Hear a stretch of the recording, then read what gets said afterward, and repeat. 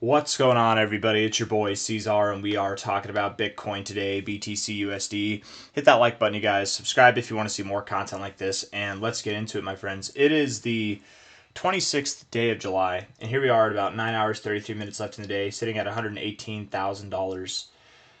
Up a little bit on the day, 0.4%, but I'm not getting too excited here, right? I mean, we'll get excited, I think, once we start getting back above 120K. I want to go over something that I actually noticed doing some analysis right before I made this video, actually. Let's see, maybe on the 15, let's do it on the 1 hour. Let's do the 1 hour time frame. Yeah. Looking at it here, if we take a channel, we draw it down. You guys know I love diagonal lines, but not really, right? If we take this, no, it wasn't there. Hold on. It was right here. That's what it was. All the way, we're gonna take the lower end right here, draw it down like this. Come on now. Oh, that wasn't where I wanted it to go, but that's okay. We'll put it, and then we'll put this one at the top. Let's go. Right down there. There you go. Boom. Something like that. Let's shave it down a little bit. Right about here. Yeah. If we're looking at this on the 1 hour time frame, you can see that there's this channel. Each of these lines, right? The red lines are the outer limits. The yellow line is like the midline, right? And these green lines are like the 25%. Imagine like 0% of the channel down here, 25% of the channel here, 50%, 75%, and then 100% of the channel. Does that make sense? Like they're in quadrants. And then notice how we're finding support and resistance at all of these lines, right? Resistance right here, support right here, support right there, and resistance right there, just at these various levels where we're turning around. I feel like I've got it close, but I bet we could get it a little bit better. Maybe like that. Is that better? I think that's better. I think that looks better. Yeah, that looks better right there. Because we were finding resistance on this the way that I had it drawn before. Maybe this isn't up all the way. Let's see, something like that. No, a little bit lower. Refine it a little bit. Yeah, something like that. And we're making our way back to the upper limits of this line. Now, the thing is, with channels like these, you can and inevitably do break out of them, right? To the upside, to the downside, whatever it may be. I highly doubt that we're going to break out of this to the downside, right? Because a breakout to the downside, I mean, at this rate, if we're looking at the 1 hour time frame, unless we just drop straight through the floor, you know, if we were to come back down as we have before, you know, that'd take us to about 114K. I don't think that we're going to go below 114K. Maybe we do. You know, we could take a longer amount of time and then slowly but surely get down to about 113K or something like that, and then move to the upside. But that would imply that we are going to consolidate still until Wednesday or Tuesday of next week if we were to get down to 113K. And I just don't know if I see that happening.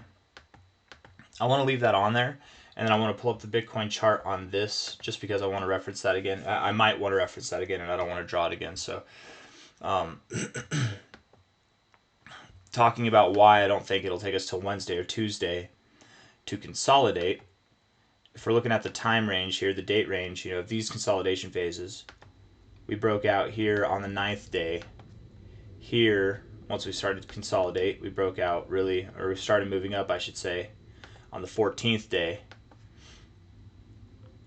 On this one, if I can get it, right there, we started to move up on the 10th day. So 10, 14, 9, right? Here, whenever we started to consolidate, we moved up on the 14th day as well. So 14 came up twice, 10 and 9, those are pretty close together. So between basically 10 to 14 days, that's when we start to consolidate. You know, I want to draw, I don't know if I want to take this higher, if I want to draw it from here. Because like, when did we start to consolidate? We were in this range here. On this day now, we're already 15 days deep, you guys. And if it's not starting from there, we go to the high, then we're at least 12 days deep.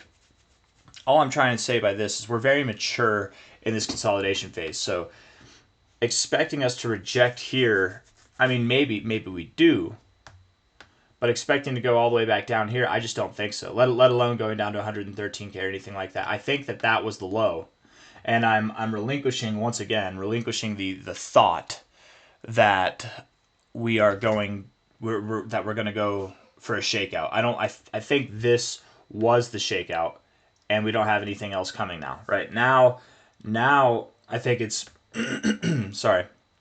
Now I think it's go time. Essentially, maybe not go time today because it's Saturday and tomorrow's Sunday, but I think that we're getting set up for that next phase higher. I think that's what's happening.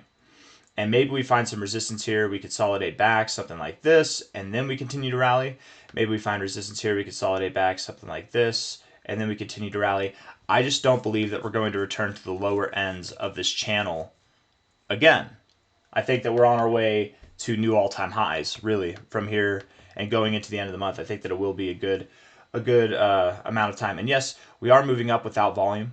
We absolutely are moving up without volume, but that's okay. You can move up without volume. In fact, if we go back here, you know, here you started to move up. Look, there was no volume there. It was once you broke out. It was once you saw new all-time highs. That's when the volume needed to come in. And even then, even this volume here, it wasn't that spectacular, right? But moving up without volume is not a problem because we're still within this consolidation phase. So once we break out of that, that's when we need to see the volume come in. Is once we break out, probably not even a new all-time highs, but I would say once we're at like 120K or more. And whenever we get to about 119K, that should signal that we are breaking out of this channel. We're at 118.1K now. There are a lot of shorts to be liquidated. The longs have it now. The longs are definitely there's more longs piled on than shorts at the moment, but there are still billions of dollars worth of shorts to be liquidated. And if we look at this on a 30-day period here, there's $12 billion of shorts, you guys, to go to 130K. Where whenever we started this range, there was like less than 2. You know what I mean? So we have upped the ante as far as shorts go. There's a lot of them to be liquidated at that 120 to 124K area. That 124K area, that's right around where our all-time highs are. We break through that, we get a short squeeze. That'll probably launch us all the way up to 130K and beyond by the end of this month. So being at 118K here, I think that we've got a lot of upside, a lot of promise to the upside to come if we're just patient. I think that's what's going to happen. We're very mature in this range. I don't think that we're going to be bound by it for too much longer. If we were, I mean, Bitcoin's not a stranger to long forms of consolidation, but whenever it comes to these tight phases, normally you don't maintain these for too long, right? It's these wider ranges that you maintain for a while. This kind of stuff, you either break down or you break out, and I don't think that we're breaking down from here. I think that was our attempt. The signal is strong and it's clear, right? That was a lot of volume that we had yesterday, and that was a big wick to the downside. We even broke out of this range, but it did not maintain. It was a fake out. In all true senses of the word, it was a fake out. So I believe, like here we had a very big wick, but then there was a lot of volume, and we went lower because of it, right? That wasn't necessarily a fake out, but that was just a, you had a reversal from there. And here I would expect that we do have a reversal. And this time, however, we have a bunch of shorts piled up, ready to get liquidated. And whenever they do get liquidated, they have to buy back. So that should squeeze the price, I think, all the way up to about 130K or so, maybe a little bit more than that even. If we're looking at this here from a high to a low, come on now, low, there we go. Golden ratio 1.272. It's perfect, man. This is a really good phase of consolidation in this primary target fib extension zone right here. The next area to consider would be the 1886200, but that's like the minimum target. I don't think that we stop there. Really, I think we're going to go up to the 2272 to the 2618, which that's between about 132K and 138.5K. So something in this range is where I expect we'll go. Will we top off by the end of July, or will we continue this next part going into August? I think we're going to start moving up by the end of July, and we should be around, if not above 130K going into the end of July. But I think this move persists until that first week of August, right? And then we'll consolidate again. Maybe for a couple weeks, maybe for 1 week, right? 9 to 10 days, 9 to 14 days, consolidate, and we'll have a range much like this, much like we've had, and then we'll continue to rally. And then that next phase, again, I don't think that we're going to stop at the immediate next phase. I think we'd go to the following phase afterwards, which would be about 161 to 157K. Consolidate there, 9 to 10 days, and then boom, our finale of this rally would be all the way up at $180,000. And if I'm wrong, I've been holding to this 180K target for a long time, but I could be wrong. And the reason why I could be wrong is maybe of two ways, right? One, perhaps we don't hit 180K in August. Perhaps it is September. It takes more time, right? These consolidation phases, I just have a hard time seeing us from here the way that we've been moving, unless we move up more dramatically than I'm expecting here between this price and we don't stop at 130 to 140K. We actually go all the way up to like 150K. Unless we do something that's a little bit more robust on this next move, I just don't think that we have the time with how we've been moving to make it to 180K by the end of August. So either this move, or maybe it is like the very, very end of August that we have that area being achieved. I don't know. I mean, it could move like this. It's very possible. Either we don't see 180K in August, it's reserved for September, or 160K, 157K, that's the area that we're going to top off at. One of those two outcomes, right? And that's okay. Either way, taking a longer time to move up is not a bad thing. It's actually really not problematic at all. It's really healthy and good for the market to be constructive and not just be erratic and chaotic. We do want to just see this thing pump through the roof, I know, but taking your time is not a bad thing. But just looking at this here and being reasonable, I don't know. I suppose I would still think it is possible to get to 180K by the end of August, but we'd have to be at 132 to 140K by the end of July or the very, very beginning of August. We'd have to consolidate for less than we've consolidated here and then move up to this area, consolidate for less than we consolidated here and then move up to that area. And that's the only way that we could get there by the end of August, I think. So anyways, that's kind of the game plan. I don't really know if I have anything else that I want to say. I've as I've been talking, we've moved down a little bit. We're at 117.9K now.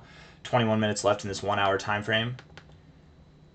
Looking at the RSI here, you're getting into some more bullish readings. Typically, when you find resistance up here, you don't get these double tops, right? I mean, I guess you kind of had a double top here, in all fairness. But typically, it's like you just reject down. You reject down, reject, right? I wouldn't be surprised if we found a little bit of turbulence here. Maybe we move back down to 117.6K. But at this point in time, I'm more considering that we're just moving up.